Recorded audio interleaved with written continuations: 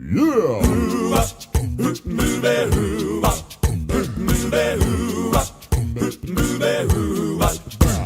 she sneaks around the world from Kiev to Carolina. She's a sticky-fingered filcher from Berlin down to Belize.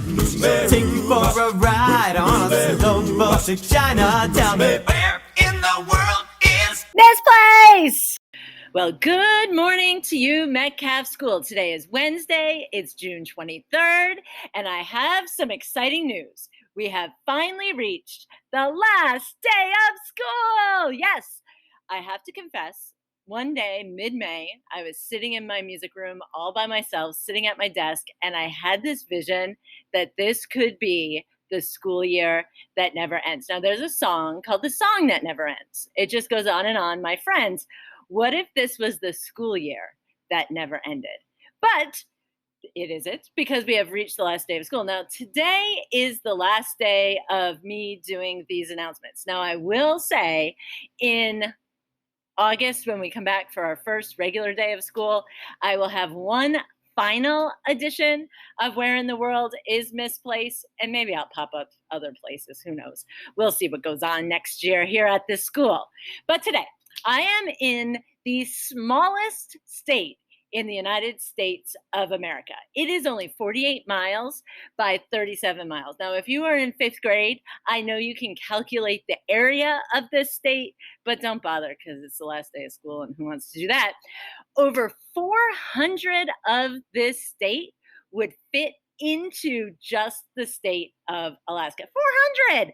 And almost 4,000 of this state would fit into the continental United States. 4,000! It really is a small state. Now, one thing about this state is there are more than 400 miles of coastline. Everyone in this state lives within a half an hour drive of the ocean, which is cool. I mean, if you live in Nebraska, there's no ocean. In this state, there's ocean everywhere. One of the really interesting things I learned when I was researching this state is that they believe there were people that lived here 30,000 years ago. That's a wicked long time ago. I mean, Mr. Bucco wasn't even alive 30,000 years ago. I wasn't alive 30,000 years ago. Those people were the Native American tribes of the Narragansett, the Wampanoag, and the Niantic. And then they were living happy lives. And in 1524, this dude named Giovanni de Verrazzano showed up, and he started exploring the area. Unfortunately, then in 1636, Roger Williams, he got banished from Massachusetts. He got kicked out because they didn't like his religious beliefs. So he showed up in this new area and founded this colony. In 1776, this state became the first colony to declare independence from Great Britain. Unfortunately, then it was the last of the original colonies to ratify the Constitution, but we'll just stick with that they were the first colony to declare independence from Great Britain. Behind me, you can see the state house for the state where I am today. You might even recognize it. You may have driven by it before. It is the 4th largest self-supporting dome in the entire world. The only domes that are bigger are St. Peter's Basilica, the Minnesota State Capitol, and the Taj Mahal. Plus, this state house is topped with an 11-foot tall, 500-pound statue known as the Independence Man. When I was a kid, one of my good friends, Vicky, she used to call it the Underpants Man. So every time I've driven by it, I always am like, hey, there's the Underpants Man.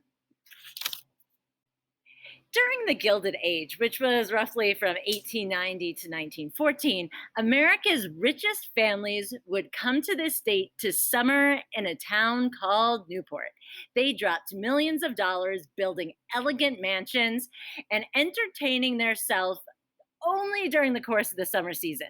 These opulent mansions included the Vanderbilt 70-room summer cottage. They are now historic sites. Even after the Gilded Age was over, rich people still have been flocking here to Newport. The Kennedys had Hammersmith Farm. Jay Leno just bought a house here. Like, he has so many stinking cars. I mean, how many cars does one person actually need? It's been said that people from this state talk with a very distinctive accent. It's kind of a cross between the New York accent and the Boston accent. I'm not very good at accents. They just have to kind of come out of my mouth. I can't like plan to have an accent. They tend to like leave out their R's. Like when they refer to a water fountain, they might call it a bubbler. They also have milkshakes that they call cabinets.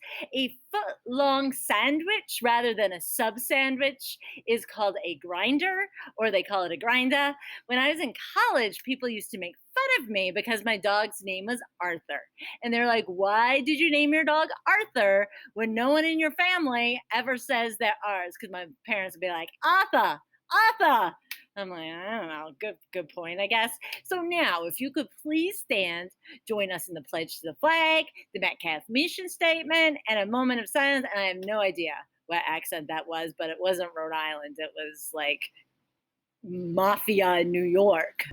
I pledge allegiance to the flag of the United States of America and to the republic for which it stands, one nation, under God, indivisible, with liberty and justice for all. At Metcalf School, we believe all students can achieve academic excellence and become lifelong learners and productive citizens. Please remain standing for a moment of silence.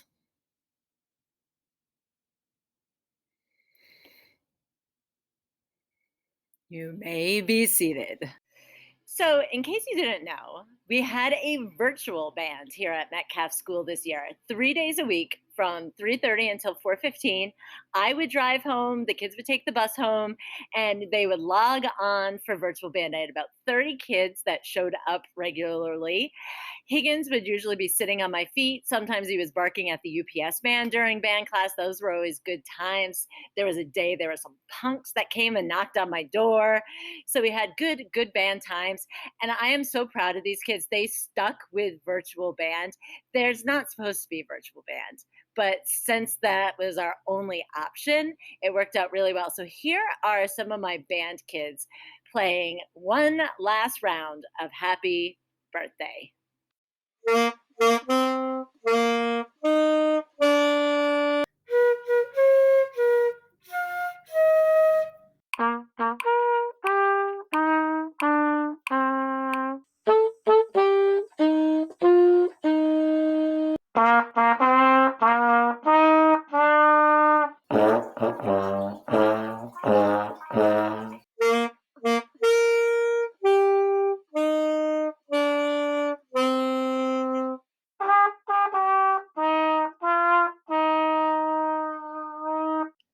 Celebrating birthdays for the rest of this month. Starting today, it's Brandon Bernier's birthday. Tomorrow, Logan Barone. On Sunday, Thomas LaFazia. On the 27th, Tatum Garfield and Chase Nagelhout. On the 28th, Sam Crooks and Alexa Canelos. The 29th, Alex Champlin, Caleb Prue, and Kevin. It's Kevin's birthday. Happy birthday to everybody who has a birthday this summer. We hope your birthdays are wonderful. Happy occasions.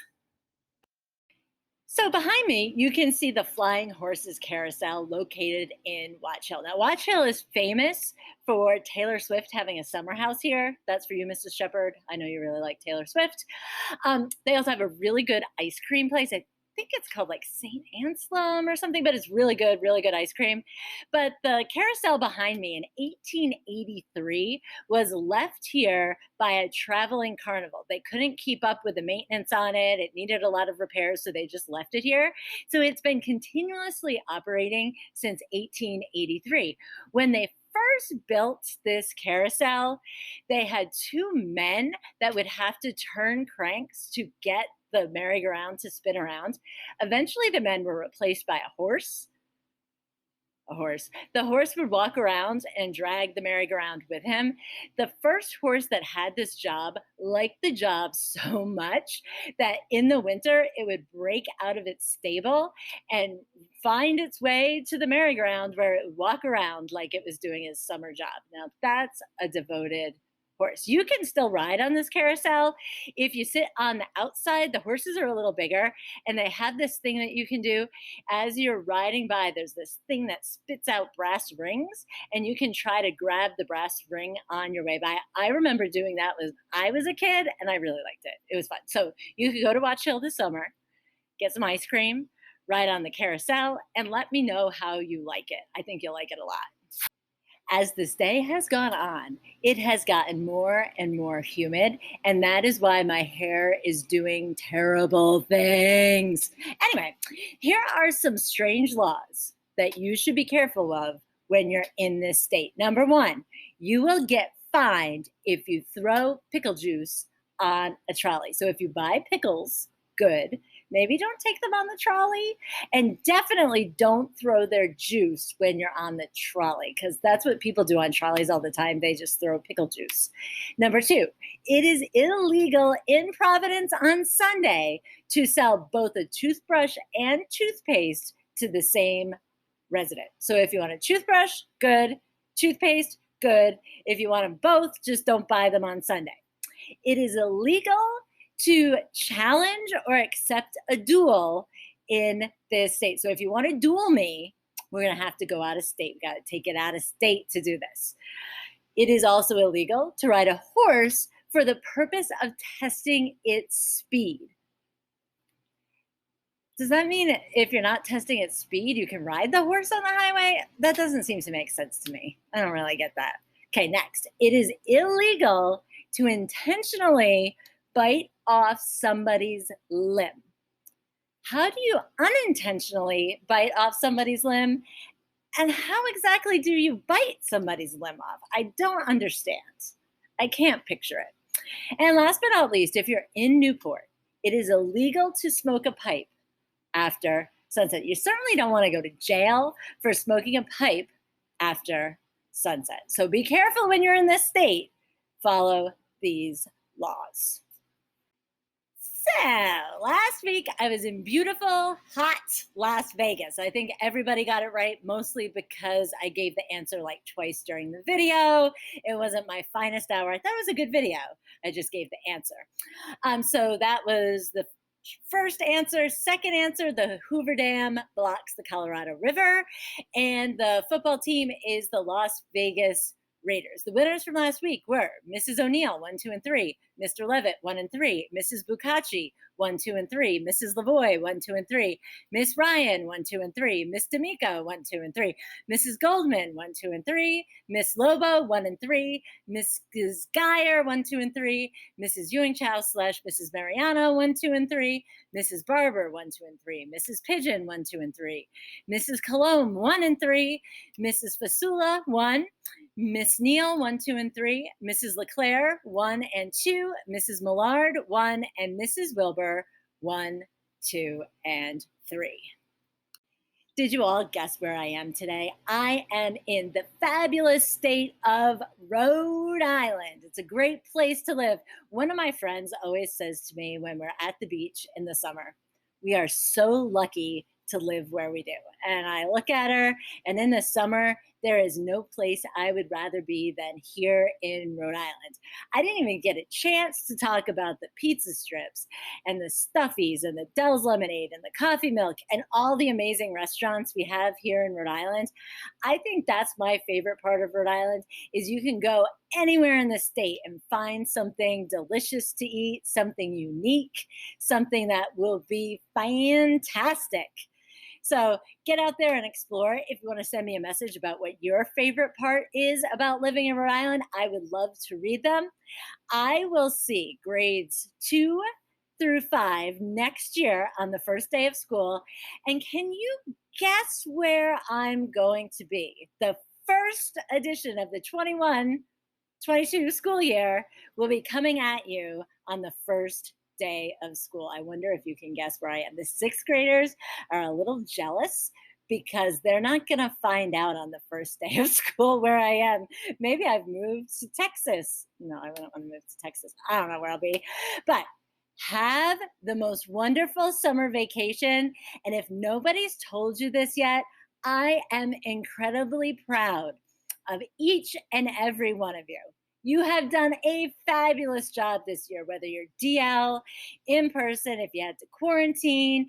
Some of you had to wear masks all year. Some of you were doing DL on the seesaw all the live long day.